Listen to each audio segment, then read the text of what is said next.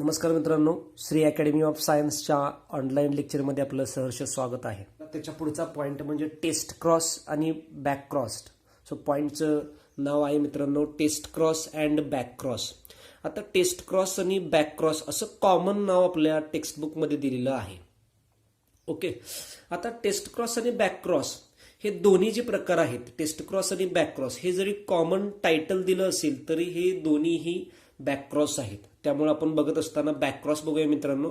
Back cross म्हणजे काय, तर ज्या वेळेला F1 जनरेशन हे त्याच्या पॅरेंट बरोबर पुन्हा एकदा क्रॉस केलं जातं, म्हणजे F1 जनरेशनचं पाठीमाघारी त्यांच्या पॅरेंट बरोबर क्रॉस केलं जातं, त्याला बॅक क्रॉस असं म्हणूया मित्रांनो. मग काय, the cross between F1 hybrids and with any one of its parent.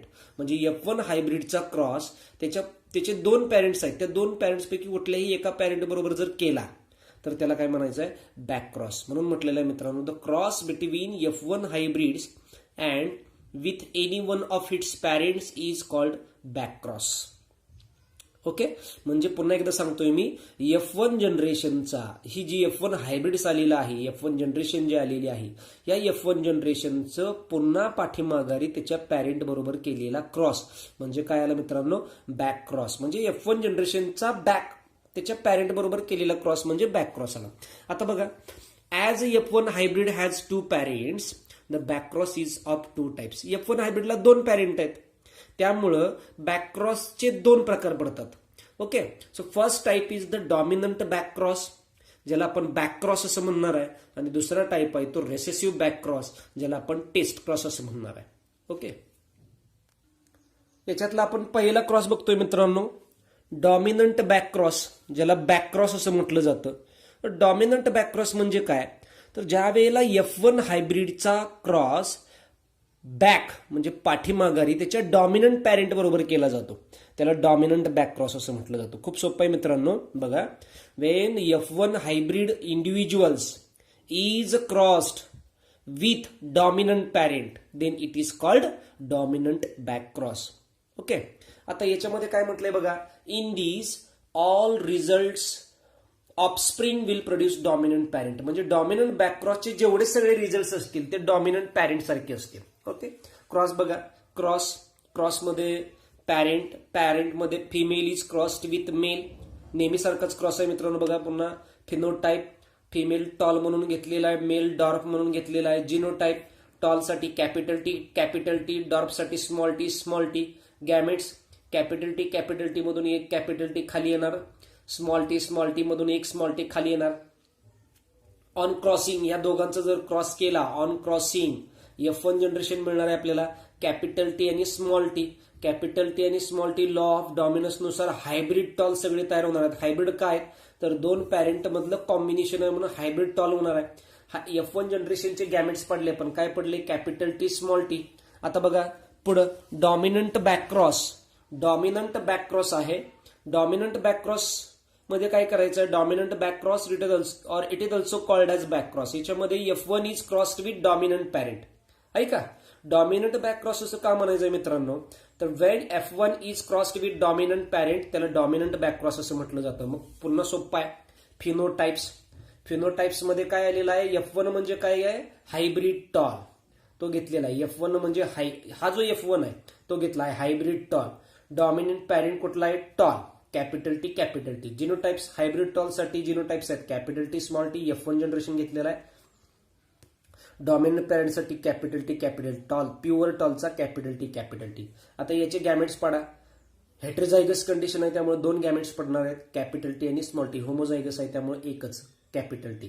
Heterozygous कंडिशनमुळे जिनोटाइप कॅपिटल टी स्मॉल टीचे दोन गॅमेट्स असणार आहेत, कॅपिटल टी स्मॉल टी, आणि टॉलचे कॅपिटल टी.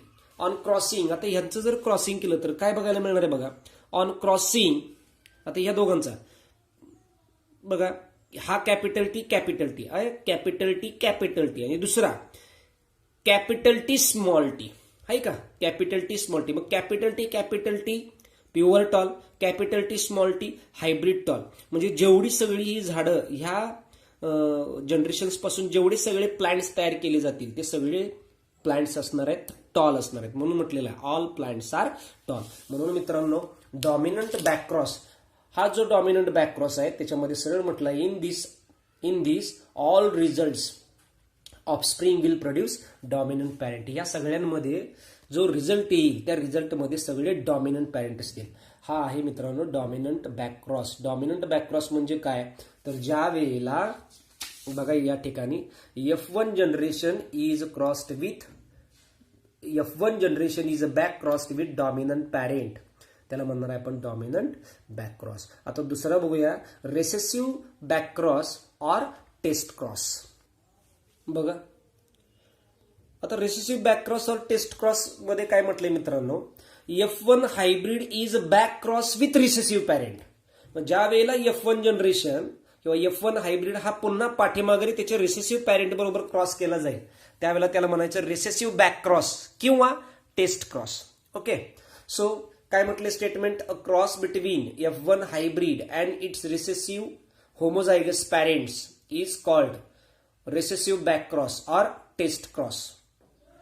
ओके, आता याच्यामध्ये काय म्हटलंय बघा, in this cross both phenotype cross in equal proportions. म्हणजे ह्या फिनोटाइप्स मध्ये दोन्ही जे असणार आहेत both phenotypes crosses in equal proportion, that is 15% tall and 15% dwarf हे रिसेसिव्ह असणार आहेत. म्हणजे 50% हे डॉमिनंट असणार आहेत आणि 50% हे रिसेसिव्ह असणार आहेत. त्यामुळे ह्या रिसेसिव्ह बॅकक्रॉसचा जो रेशिओ असणार आहे तो 1:1 असणार आहे. ओके, म्हणून बघा काय म्हटलंय, in this cross both phenotypes cross in equal proportion, that is 15% dominant and 15% recessive. The ratio is 1:1.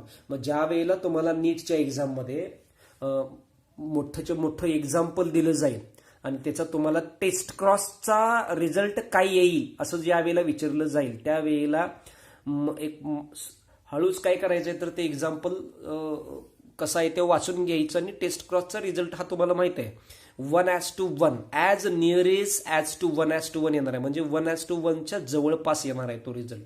Okay, हे लक्षात ठेवायचं आहे मित्रांनो. आता बघा test cross is made only with recessive parent. ज्या वेळेला टेस्ट क्रॉस केला जातो त्यावेळेला हा टेस्ट क्रॉस हा फक्त रिसेसिव्ह पॅरेंट बरोबर केला जातो. मग त्याच्यामध्ये बघा पॅरेंट्स क्रॉस, पॅरेंट्स घेतले female is crossed with male, phenotype tall is crossed with dwarf, genotype capital T is crossed with small T, gametes capital T small T on crossing, F1 generation capital T small T, F1 hybrid आला. ओके, आता या F1 हायब्रिडचे gametes जर पडले तर काय येणार आहे, कॅपिटल टी स्मॉल टी येणार आहे. गॅमेट्स कॅपिटल टी आणि स्मॉल टी पडल्यानंतर रेसेसिव्ह बॅकक्रॉस मध्ये काय केलेलं आहे बघा, रेसेसिव्ह बॅकक्रॉस मध्ये पुन्हा तेच F1 is crossed with recessive parent, जे स्टेटमेंटमध्ये दिलेलं आहे त्याचा आपण शॉर्टकट केलेला आहे. Okay, phenotype hybrid tall is crossed with dwarf, genotype काय हायब्रिड टॉलचे कॅपिटल टी स्मॉल टी, डॉर्फचे small T, gametes capital T small T. म्हणजे हेट्रोझायगस कंडिशन आहे त्यामुळे 2 पडलेत, होमोझायगस कंडिशन आहे त्यामुळे 1च आहे. ऑन क्रॉसिंग काय झालंय बघा, capital T small T hybrid tall, small T pure dwarf.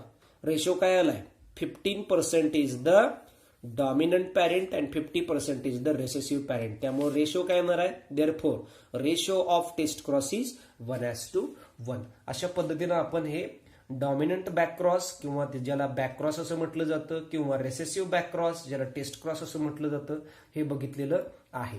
आता ऑल ओव्हर ह्या टेस्ट क्रॉसचा सिग्निफिकन्स काय आहे ते बघायचं आहे मित्रांनो.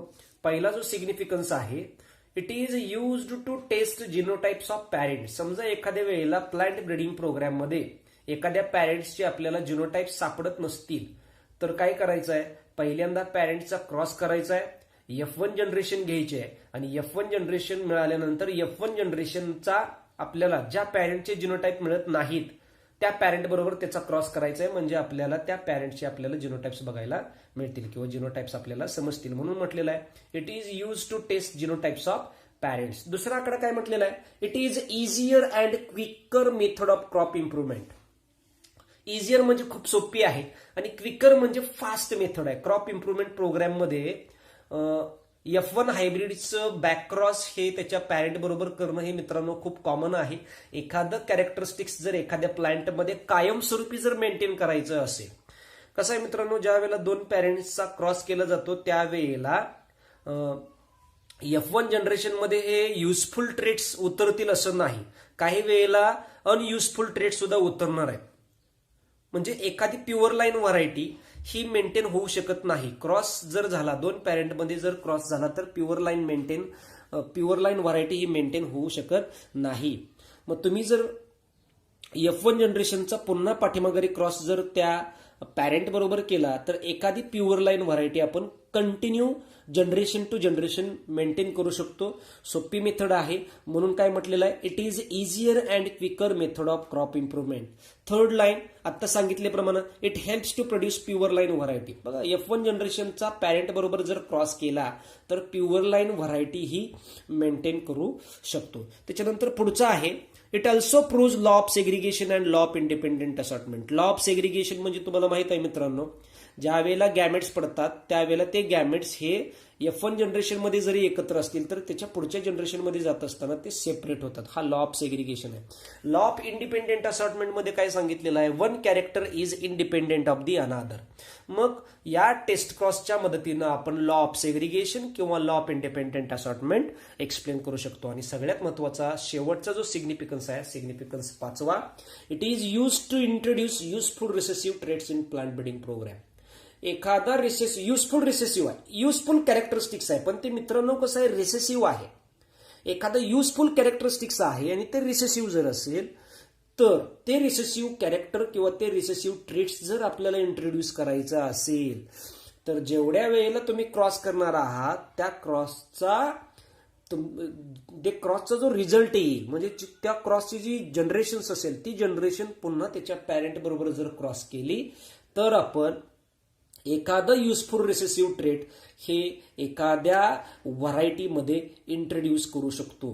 हे टेस्ट क्रॉसचं सगळ्यात महत्वाचं सिग्निफिकन्स आहे मित्रांनो, आणि हे प्लांट ब्रीडिंग प्रोग्राममध्ये कॉमन वापरलं जातं. म्हणून म्हटलेलं आहे, it is use to introduce useful recessive traits in the plant breeding programme. अशा प्रकारे या व्हिडिओ लेक्चरमध्ये मित्रांनो आपण टेस्ट क्रॉस म्हणजे काय, बॅक क्रॉस म्हणजे काय हे बघितलेलं आहे. टेस्ट क्रॉसचे सिग्निफिकन्स बघितलेले आहेत. जर व्हिडिओ समजली असेल तर लाईक करा, सबस्क्राईब करा आणि शेअर करा मित्रांनो. धन्यवाद.